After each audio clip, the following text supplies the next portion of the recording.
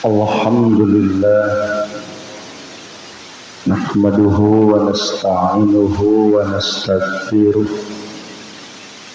wa na'udzu billahi min shururi anfusina wa min sayyiati a'malina may yahdihillahu fala mudilla lahu wa may yudlil fala hadiyalah. Asyhadu an la ilaha illallah wahdahu la syarika lah wa asyhadu anna Muhammadan abduhu wa rasuluh amma ba'du. Setelah menyelesaikan surat Al-Mursalat karena majunya mundur, jadi sekarang surat Al-Insan.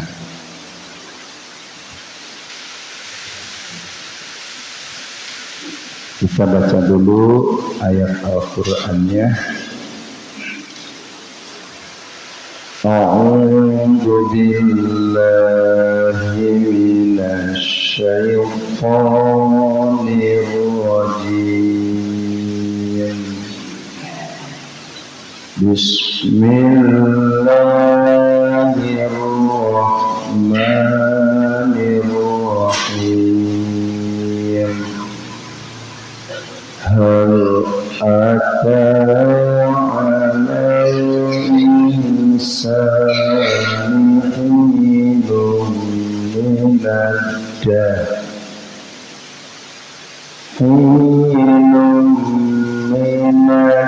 minad-dahri lam yakun syai'an madhkura. Inna khalaqnal insana min nutfatin amshajin nabtalihi faja'alnahu sami'an basira. Inna hadaynahu as-sabila imma syakiran wa imma kafura. Itu ayatnya untuk kajian subuh ini.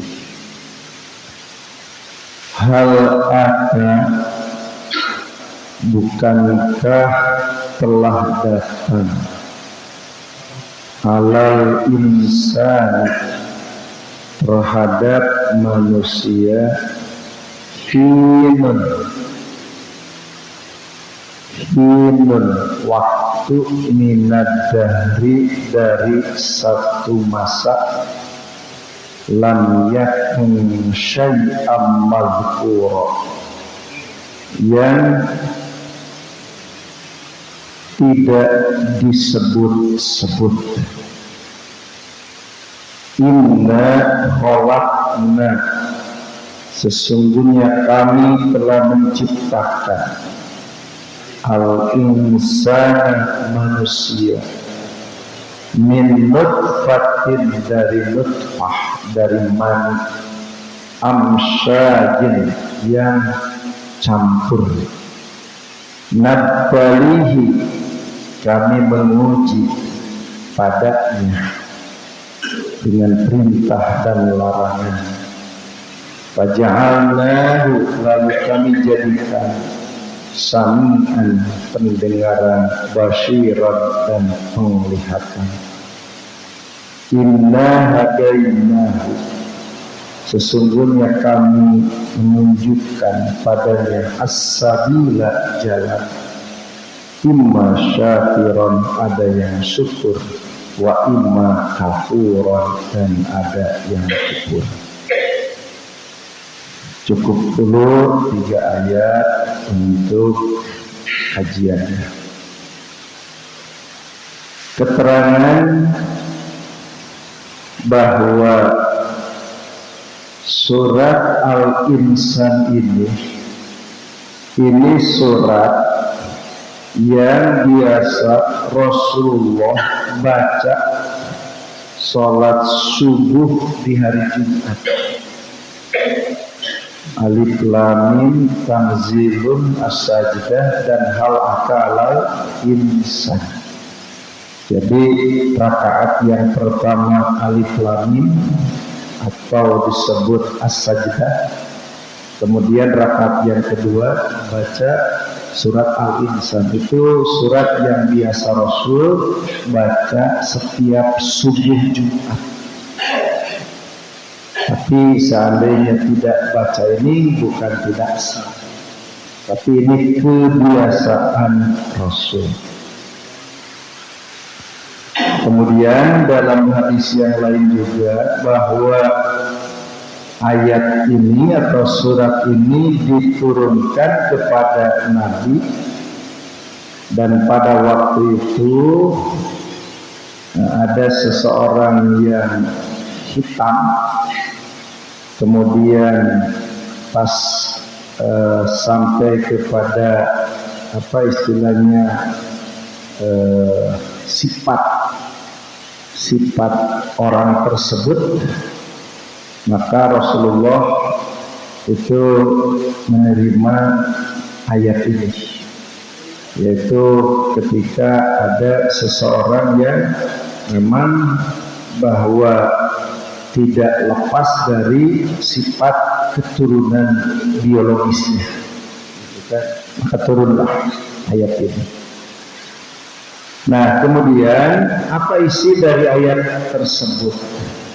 Maka di sini Allah menerangkan, yaitu tentang hal ihwal manusia dengan ungkapan hal ata alal insan, bukankah telah datang kepada manusia hinun waktu minadahri dari satu masa lam yakun syai'am madhkura, yang tidak disebut-sebut, kan tidak ada asalnya. Jadi mau kesebut-sebut itu kan bapak anu, anak anu, kan sebelumnya tidak ada. Tapi setelah Allah lahirkan baru ada, itu kan, itu lam syai'an madhkura.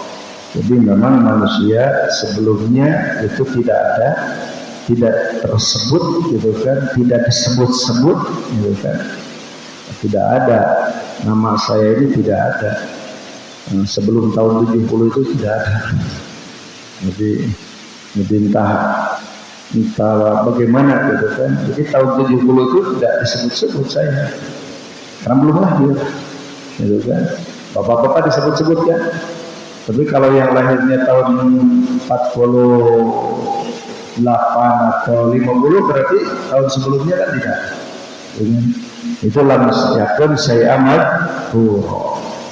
Nah, kemudian dari yang tidak disebut-sebut itu tidak ada, maka inna khalaqnal insana, kami ciptakan manusia min nutfah, dari nutfah, dari mani, amsyad, yang tercampur, artinya tercampur antara mani laki-laki dan mani perempuan. Makanya di dalam tafsir diterangkan seperti Ibnu Abbas, amsyad ini adalah ma'ur rajul wa ma'ul mar'ah, artinya mani laki-laki dan mani perempuan.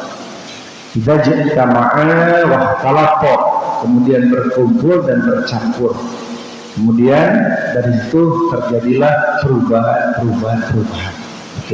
Itu yang dimaksud amsaj. Karena manusia memang umumnya dari nutfatin amsaj. Nah, beda. Kalau kita berbicara tentang Nabi Adam, itu bukan dari nutfatin amsaj, tapi langsung Allah menyebutkan min tin, ada juga min turab, ada juga min salsal. Artinya dari sifat-sifat tanah yang Allah ambil. Maka manusia ini hampir sama kemiripannya dengan tanah sifatnya. Nah, kemudian kalau berbicara tentang Hawa, ini diambil dari bahan laki-laki saja. Kemudian berbicara Nabi Isa itu diambil dari bahan perempuan saja. Nah, selain 3 orang ini, maka semuanya min nutfatin amsad, dari nutfah yang dicampur. Maksudnya apa? Ma'ur rajul wa ma'ul mar'ah, mani laki-laki dan mani perempuan. Idza jitama'a, apabila berkumpul, wahtalatta bercampur, summa yantaqilu ba'dun min turin ila tur, kemudian berubah dari masa ke masa. Itulah manusia, proses manusia. Jadi disebutnya min nutfatin amsaj. Kemudian untuk apa? Nabtalihi. Nah, kami akan menguji. Jadi setelah Allah ciptakan manusia, maka disitulah Allah akan menguji. Menguji dalam hal apa? Nah, ayyukum ahsanu amala. Siapa di antara kalian yang paling baik amal? Jadi manusia Allah ciptakan dan di dalam kehidupan ini penuh dengan berbagai ujian-ujian. Nah, ujian itu untuk apa? Ayyukum ahsanu amala. Siapa di antara kalian yang baik amalnya? Jadi ku Allah teh lain diciptakan saha anu pangluhurna jabatan. Jadi diciptakan ku Allah bukan siapa yang paling tinggi jabatannya, siapa yang paling kaya materinya, siapa yang paling bagus fisiknya, tapi Allah ciptakan siapa di antara kalian yang paling baik amalnya. Rata-rata kalau kita survei, manusia diuji itu dengan 2. Diuji dengan pertama berbentuk kenikmatan, diuji dengan berbentuk kesusahan.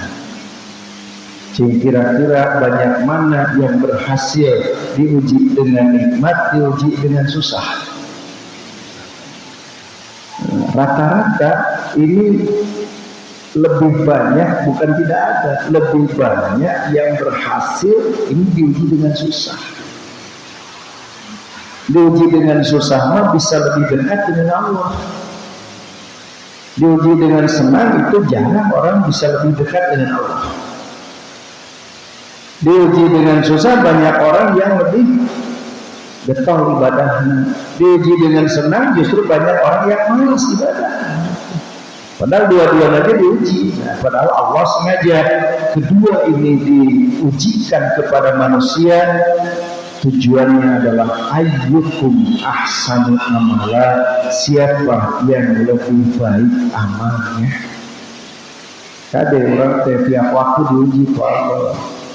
Terus nah tiap waktu teu harus amal teh atau justru kendor atau malah jelek gitu kan. Ayyukum ahsanu amala.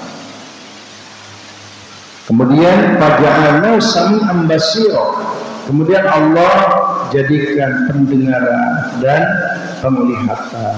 Nah, apakah setelah Allah berikan pendengaran dan penglihatan ini digunakannya dalam hal apa? Karena bekal manusia itu 2. Bekal manusia itu 2. Penglihatan dan pendengaran.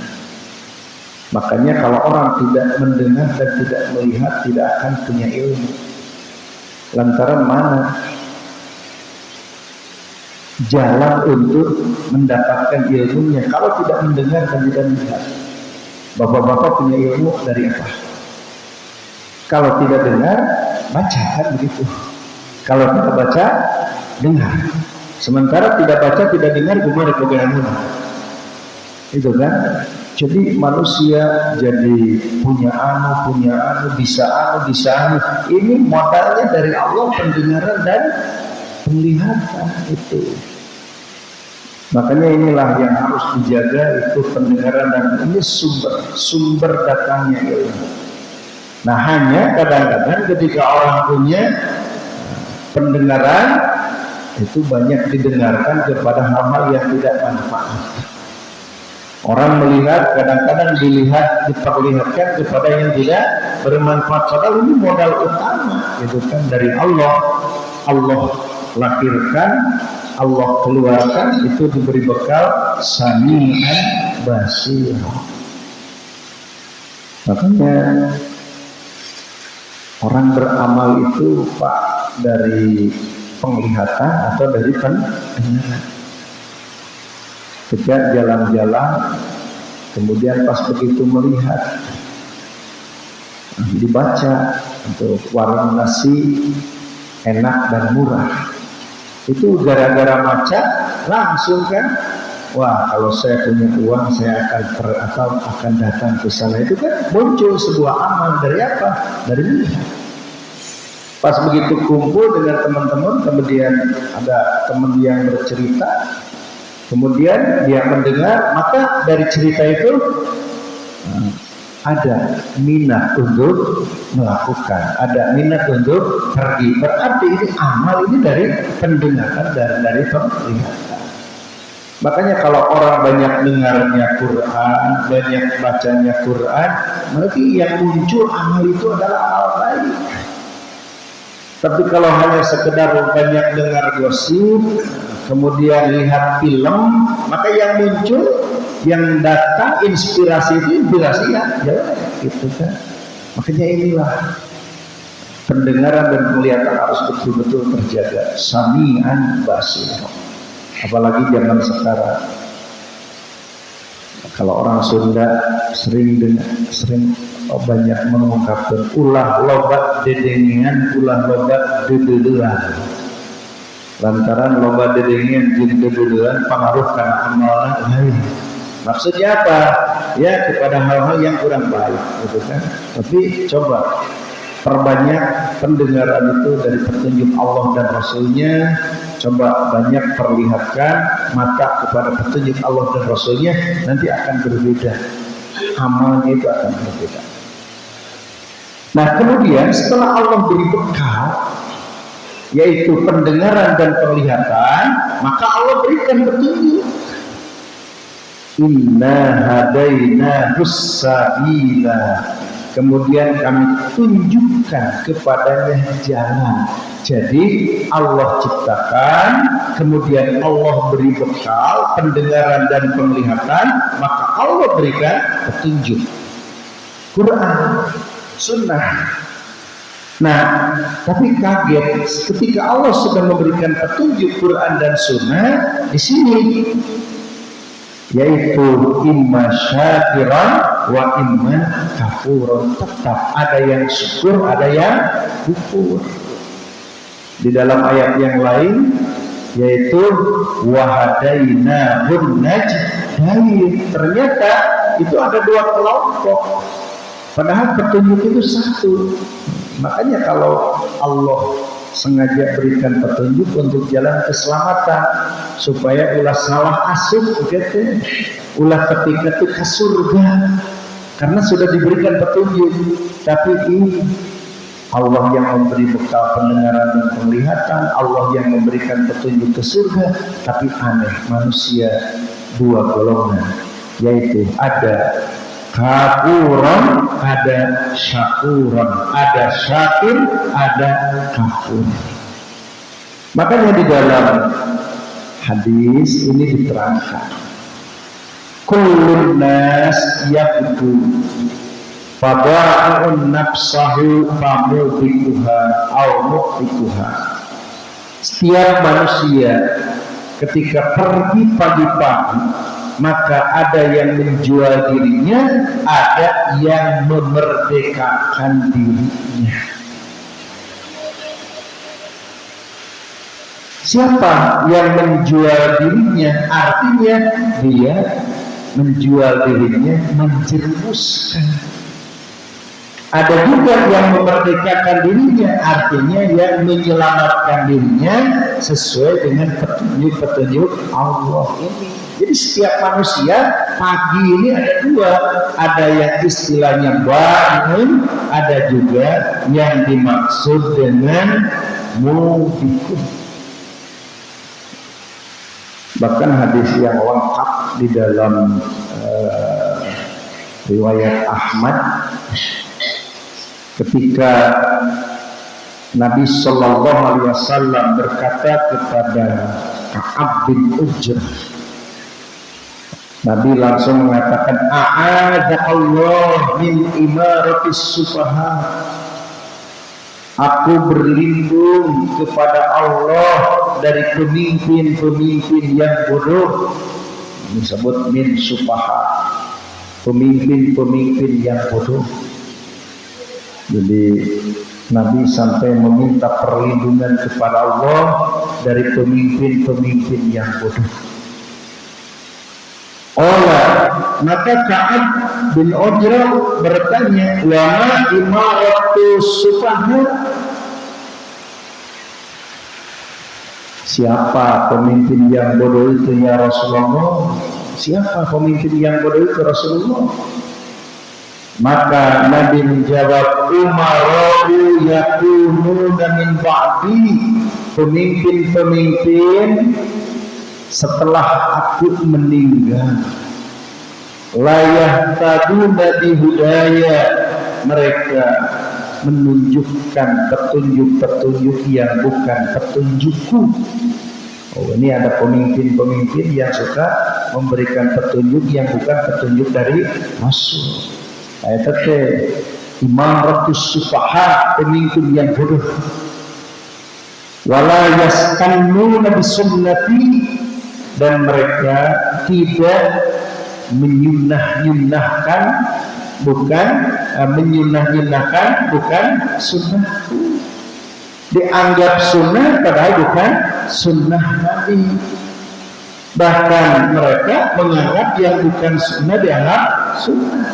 Nah itu, maka kata Nabi, faman saddaqahum bikadzibihim, barang siapa yang membenarkan dusta-dusta mereka, wa a'anahum ala zulmihim, dan mereka membantu atas kedzaliman-kedzaliman mereka, faulaika laisu minni, maka itu bukan umatku, walastu minhu, dan bukan aku dari mereka, kata Nabi. Wala yariduna al-haudi, mereka tidak akan bisa datang ke surga. Wa man lam yusaddiqhum, barang siapa yang tidak membenarkan bikadzibihim, kedustaan mereka, wa lam yu'inuhum ala dzulmihim, dan tidak membantu kezaliman mereka, faulaika minni, maka itu kelompokku, wa ana minhum, dan aku di antara mereka, wa sayariduna 'alal haudi, dan akan datang ke surga. Ya Ka'ab bin Ujrah, kata Nabi, ya Ka'ab bin Ujrah, as-saum junnatun, saum itu tameng, was-shadaqatu tudfi'ul khati'ah, sedekah adalah untuk menghapus dosa, was-sholatu qurban, dan sholat itu yang paling dekat dengan Allah, au burhan, atau petunjuk. Ya Ka'ab bin Ujrah, wahai Ka'ab bin Ujrah, innahu la yadkhulul jannah, tidak akan masuk surga lahmun minas sukti, orang yang tumbuh dagingnya dari makanan yang haram. An-nar aula bihi, neraka yang layak baginya. An-nasu ghaliyan, manusia ada dua macam, pamubta'un nafsahu, yang menjual dirinya, pamutikuha, yang memerdekakan, wa ba'u nafsihi, yang menjual dirinya, pamutikuha, yang membinasakan. Inilah jadi hebatnya Rasulullah sampai dari hadis ini. Pertama, beliau isti'adah dari pemimpin yang bodoh. Saya terjemahkan bisa saja dari tokoh, dari pemimpin, atau dari, bisa disebut guru, gitu kan. Nabi selalu isti'adah. Makanya jangan istilahnya gampil, menerima, harus selektif. Nah, kira-kira apa yang disampaikannya itu? Nah, karena itu termasuk ciri-ciri as-sufaha, kebodohan menurut Nabi, yaitu yang suka menunjukkan petunjuk-petunjuk yang bukan petunjuk Nabi, kemudian nyunah-nyunahkan yang bukan sunnah Nabi. Kemudian bahayanya ini, kalau membantu dari kebohongannya itu dan membenarkan dari kebohongan itu dan membantu dari kebodohannya, maka dia bukan dari umat Nabi dan Nabi bukan dari mereka. Kemudian kalau dia tidak membantu dari kebohongannya, tidak membantu dari kezalimannya dan tidak membenarkan dari kebohongannya, maka Nabi. Itu bagian dari ini yang hebat. Terakhirnya Nabi mengatakan manusia itu ada dua golongan. Yang pertama ada yang membinasakan, ada yang memerdekakan. Jadi kalau kita sampai umur ke 1 hari, kita kira-kira pagi-pagi akan pergi itu kemana? Apakah akan pergi kepada yang memerdekakan diri nanti di yaumul akhir, yaitu jalan yang benar, atau dia akan membinasakan diri untuk di yaumul akhir? Makanya ya, alhamdulillah Pak, mungkin pagi-pagi jam 6 ada orang yang pergi untuk maksiat. Ada juga orang yang jam 6 itu pergi untuk taat, kan gitu. Walaupun istilahnya dengan ya alasan cari nafkah, alasan cari kebutuhan, tapi kan tidak mustahil menggunakan jalur-jalur dan jalan-jalan yang tidak dibenarkan oleh agama. Berarti itu baru, gitu kan. Ada juga orang yang dia itu berjalan ini betul-betul dia yaitu untuk memerdekakan dirinya, artinya melakukan sebuah kebaikan.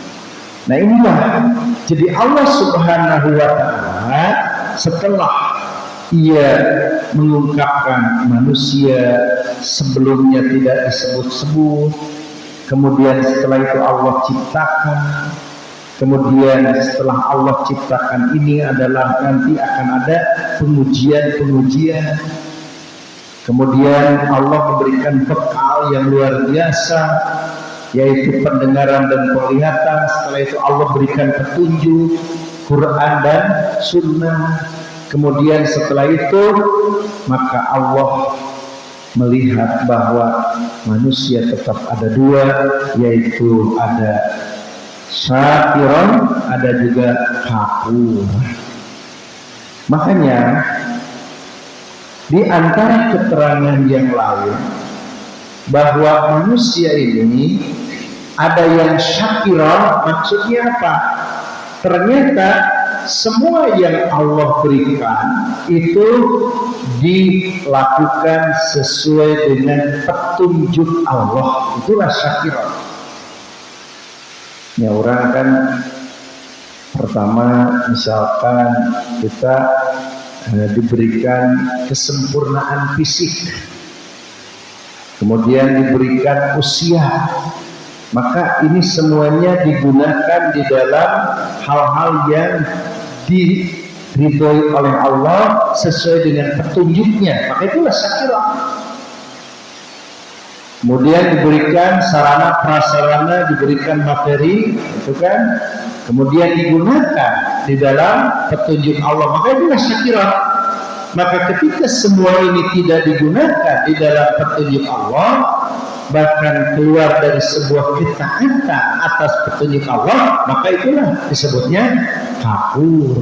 Maka dan ini sesuai dengan dalam Al-Quran itu kan Allah menciptakan manusia itu wa ma khalaqtul jinna wal insa illa liya'budun. Tidaklah kami ciptakan jin dan manusia kecuali liya'buduni, untuk ibadah kepadaku. Maka ketika manusia diciptakan dan dia beribadah kepada Allah, itulah bentuk syakirah. Tapi ketika manusia diciptakan lantas tidak mengabdi kepada Allah, maka itulah bentuk kafuran, gitu kan?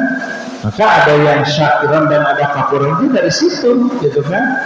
Oh, ini apakah dia liya'buduni atau ibadah kepadaku, atau dia justru tidak mengabdi kepada Allah? Maka itulah yang menjadi yaitu kafuran dan syakiran. Jadi ulah terjemah syukur dalam konteks yang kecil, syukuran, gitu kan? Ayat syukuran, ayat itu syukuran, kehartina teh hajatin teh hajat, bukan itu. Tapi yang dimaksud dengan syakiran wa imma kafuran itu setelah Allah berikan bekal pendengaran dan penglihatan, terus Allah memberikan petunjuk, apakah hidup ini melakukan sesuai dengan petunjuk atau dia keluar dari petunjuk itu?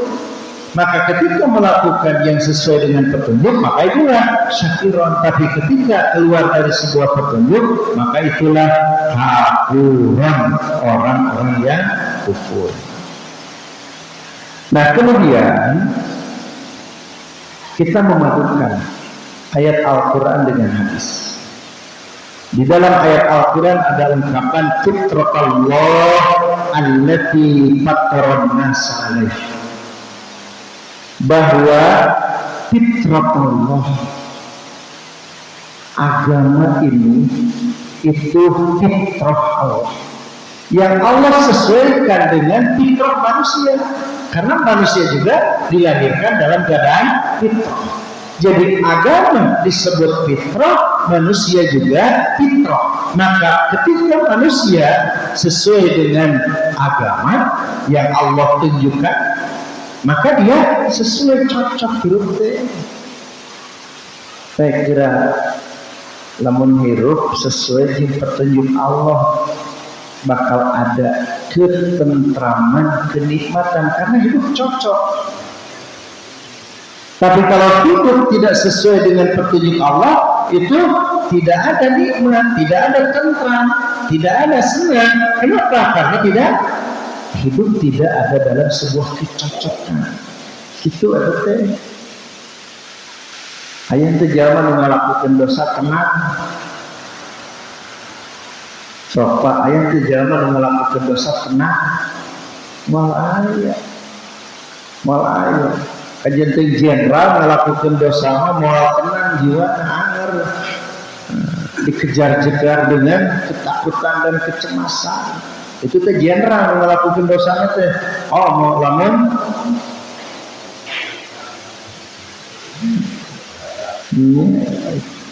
lamun nama ya semacam orang-orang yang RT acan gitu.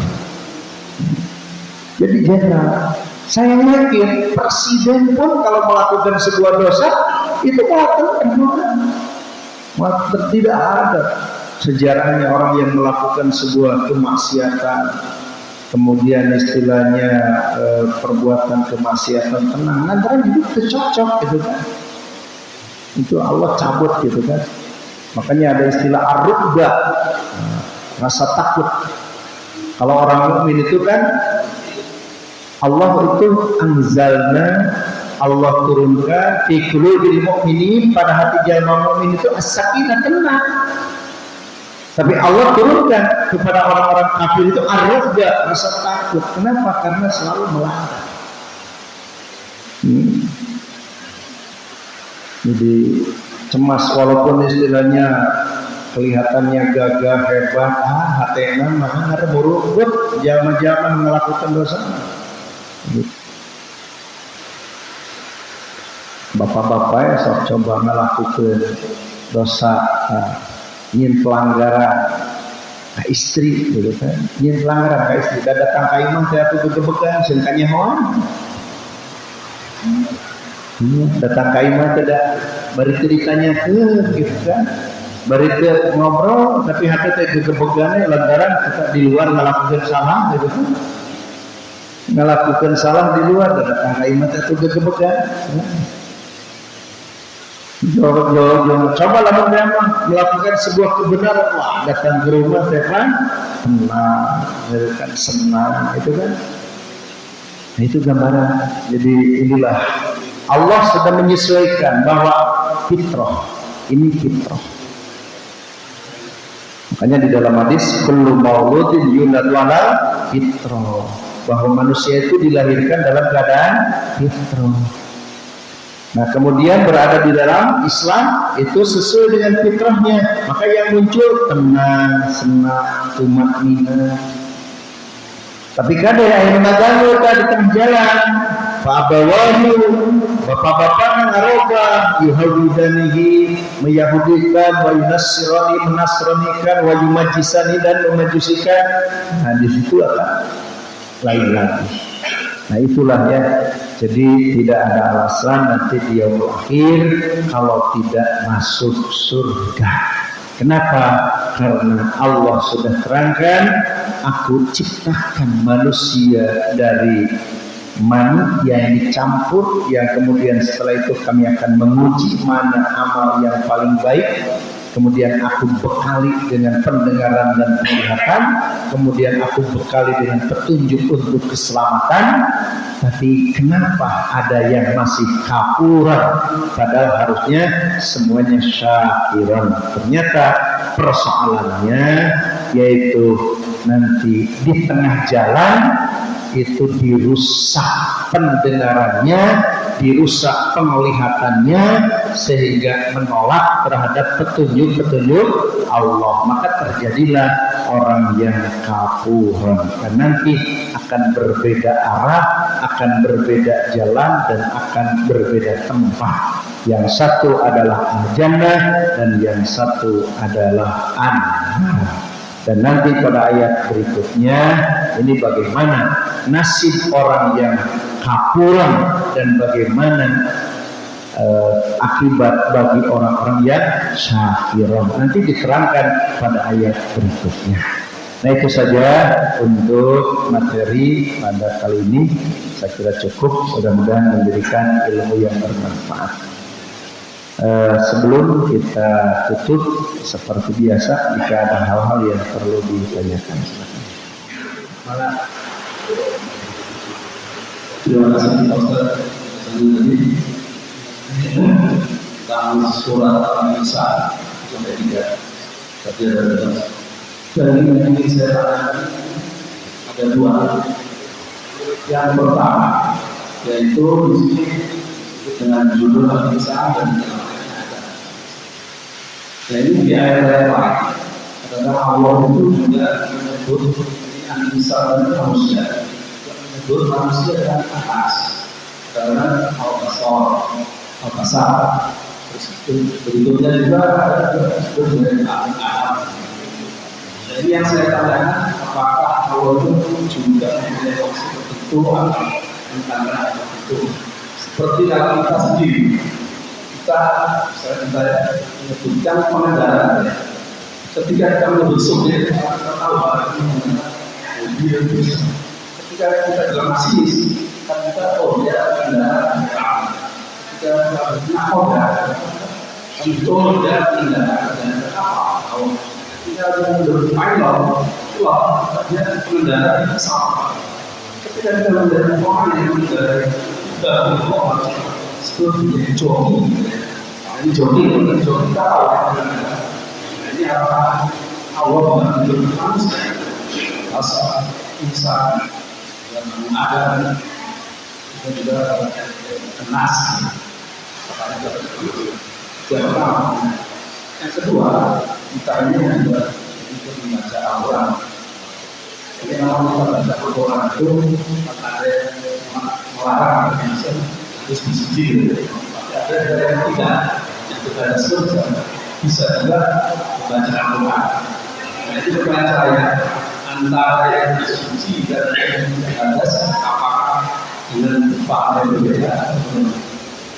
Terima kasih.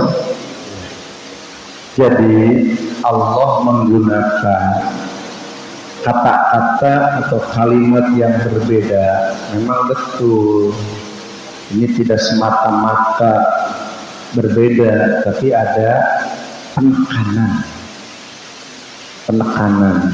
Apa penekanannya?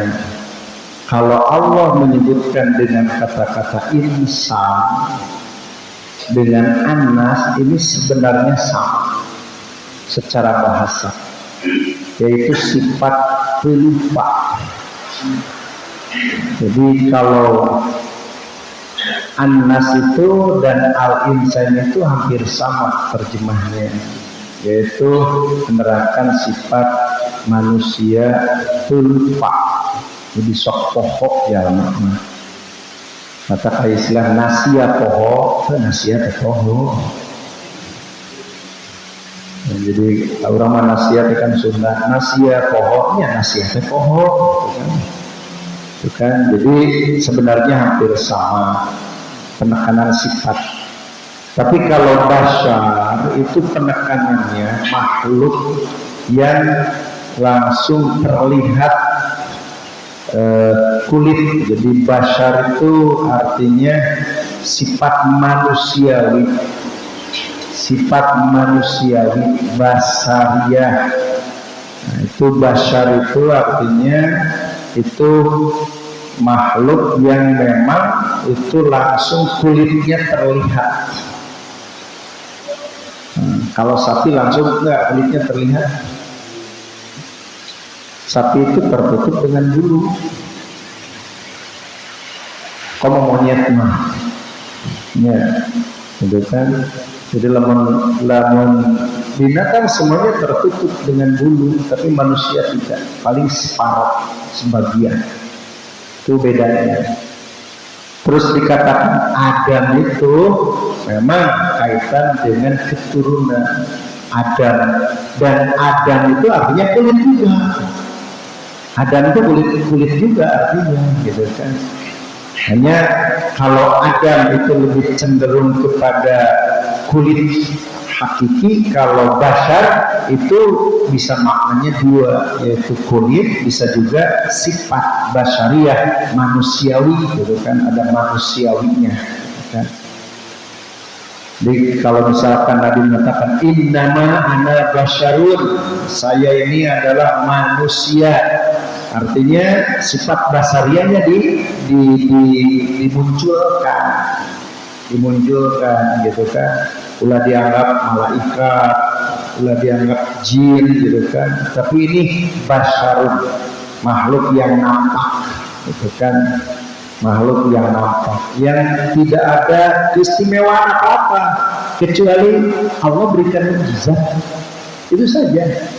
Kalau Allah tidak berikan mukjizat ya sama, gitu kan. Dan mukjizat yang Allah berikan itu hanya satu kali, tidak berulang. Jadi kalau perbedaannya itu Nabi ini hanya diberi mukjizat sewaktu-waktu dan diberi wahyu. Selain itu basyarun, gitu kan? Basyar. Ya Bani Adam, wahai manusia, Bani Adam, kaitan keturunan, gitu kan, bahwa harus mengingat semuanya itu dari Adam, gitu kan. Apa arti Adam? Ya kulit, gitu kan. Adam. Kalau dengan ain itu Adam, tidak ada. Itu kan dengan hamzah, Adam, Adim, itu sama. Jadi ini Allah menyebutkan dengan kata-kata yang berbeda. Ini menerangkan memang sifat-sifat dan kondisi manusia, itu Pak, itu kan. Letak lamunku ahli bahasa mah, kalau Nabi mengatakan innama basyarun, berarti ini Nabi menyatakan saya ini bukan malaikat, saya bukan jin, tapi manusia seperti kamu, gitu kan. Gak ada bedanya. Tapi kalau Allah mengatakan ya ayyuhan nas, atau istilahnya innal insan, gitu kan, berarti ini ada sifat manusia itu diingatkan. Mana itu mau pinter salilana, gitu kan. Ulah nganggap pinter sekali sama bodoh, gitu kan. Bahkan kamu aku kolok namanya loba pohonnya di bahasa ingat. Sekali mangsa mana yang kunci kon gak ditukar dia padahal disakuan, gitu kan. Jadi itu kan al-insannya, gitu kan. Jadi itu memang Allah tidak semata-mata membedakan. Itu ada makna-makna yang kaitan dengan sifat manusiawi, Pak. Gitu kan. Kedua, bahwa tidak ada atau tidak ditemukan dalil melarang baca Quran bagi yang tidak punya hadas. Mana dalilnya? Larangan baca Quran yang punya hadas. Mana dalilnya? Dalil tentang masalah la yamassuhu illal mutahharun.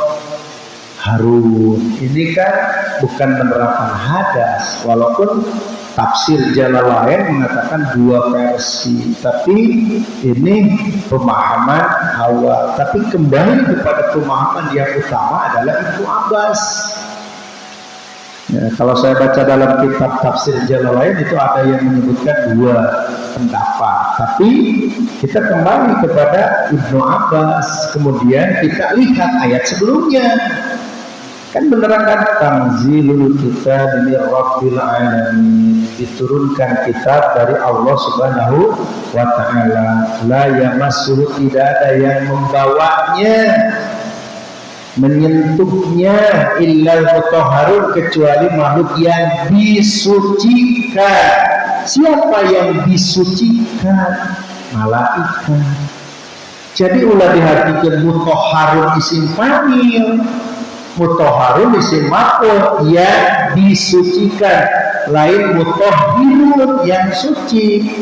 Jadi lawan mutahhar diartikan yang suci, ini tidak benar.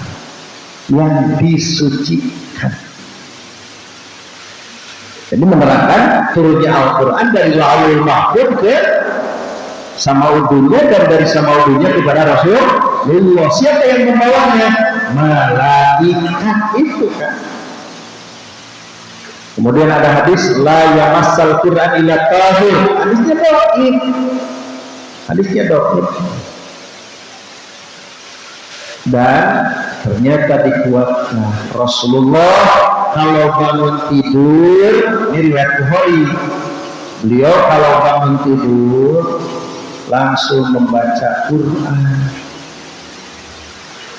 A'udzubillahi minasyaitonir rajim. Inna fi khalqis samawati wal ardi wa ikhtilafil laili wan nahari laayatin liulil albab alladzina yadhkuruna Allaha qiyaman wa qu'udan wa 'ala junubihim wa yatafakkaruna fi khalqis samawati wal ardi Rabbana ma khalaqta hadza batilan subhanaka faqina adzabannar, sampai ayat ya ayyuhalladzina amanu isbiru wa sabiru wa rabitu wattaqullaha la'allakum tuflihun.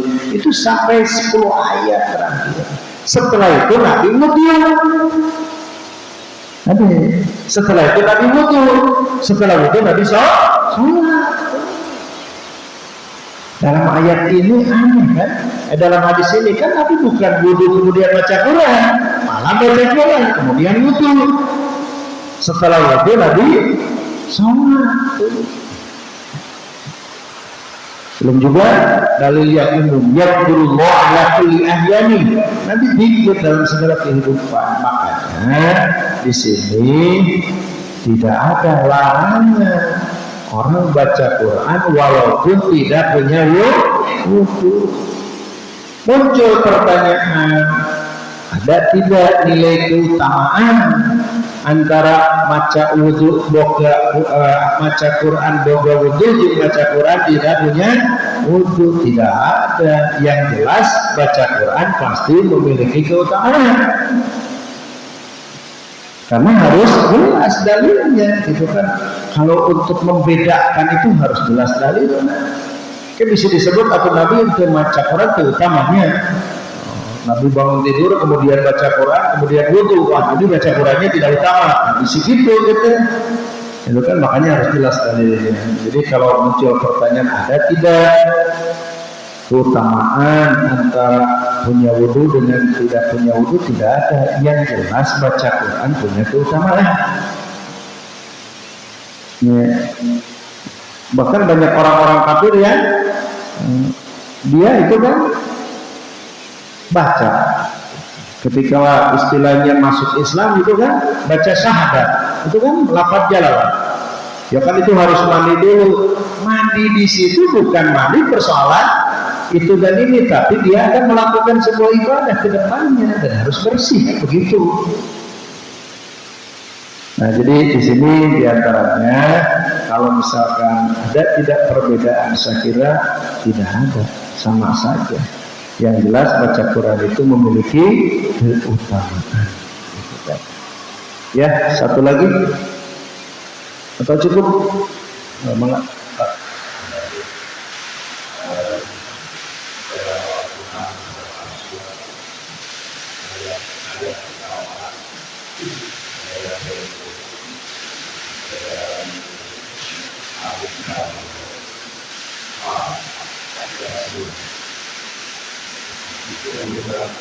Oh iya.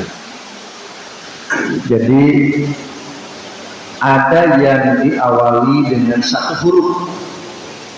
Nun, Qaf. Ada yang dua huruf. Ha, Mim, Ya, Sin. Ada yang tiga huruf. Alif, Lam, Mim. Ada yang empat huruf. Lima namanya. Ha, Ya, Ain, Sod. Ada juga yang lima. Nah, itu disebutnya huruf muqatta'ah, huruf yang dipotong-potong. Macan nabi dipotong-potong. Alif, Lam, Mim, Ya, Sin, Ha, Ya, Ain, Sod. Kan macamnya begitu. Ulah alif lam mim dibaca alam. Gimana? Orang guna baca alif lam mim. Dalikal kitabul la raiba fi, dibacana alam dan itu huruf muqatta'ah. Menunjukkan apa? Litanbih, peringatan, karena setelah huruf-huruf itu nanti Allah menerangkan tentang Quran, tentang kita. Itu jadi peringatan, litanbih. Mencek bahasa orang awas, terus ingat, mah coba tak semuanya.